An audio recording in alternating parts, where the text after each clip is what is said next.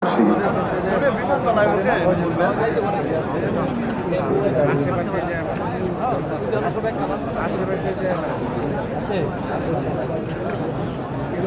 তো এসএসএফ না,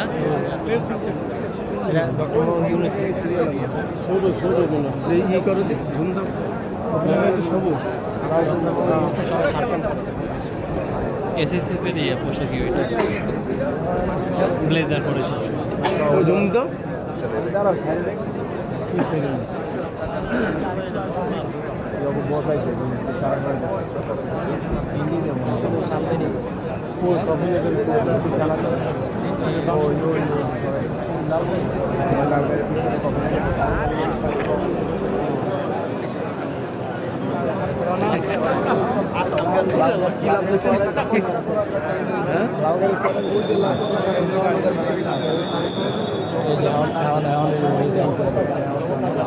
কারা যেন বললো নিয়ে গেছে আমি জানি তো,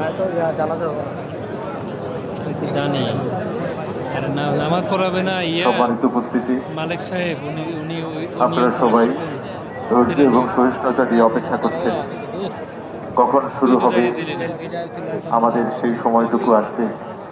আমরা সবাই এক কাতারে দাঁড়িয়ে আছি, এক কাতারে একসঙ্গে আমরা সবাই দোয়া করব, মহান আল্লাহর দরবারে মোনাজাত করব আমাদের প্রাণপ্রিয় নেত্রী, আপসের নেত্রী, কখনো আপোষ করেননি, গণতন্ত্রের মূর্ত প্রতি, যিনি গণতন্ত্রের জন্য, মানুষের মুক্তির জন্য কখনোই আপোষ করেননি। এবং আমরা জানি তার যে মহান স্বামী, মহান মুক্তিযুদ্ধের একজন বীরোত্তম শহীদ প্রেসিডেন্ট জিয়াউর রহমান, তাকে আমরা স্মরণ করছি। তার কথা এমনি আমাদের মনে চলে আসে।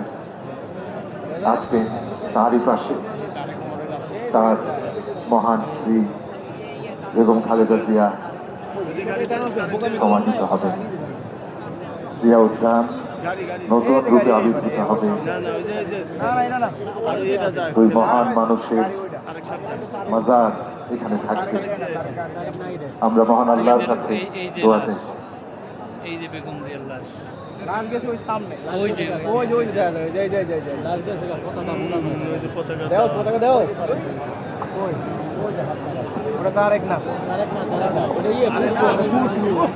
এইখানে বিদেশি কূটনীতিকেরা সব মনে হয়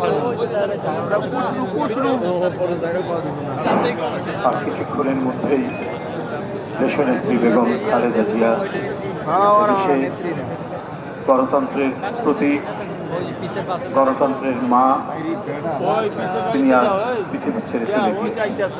তার নামাজ জানাজা অনুষ্ঠিত হবে সারা বাংলাদেশ এবং রাজধানী ঢাকার চারিদিক থেকে অসংখ্য মানুষের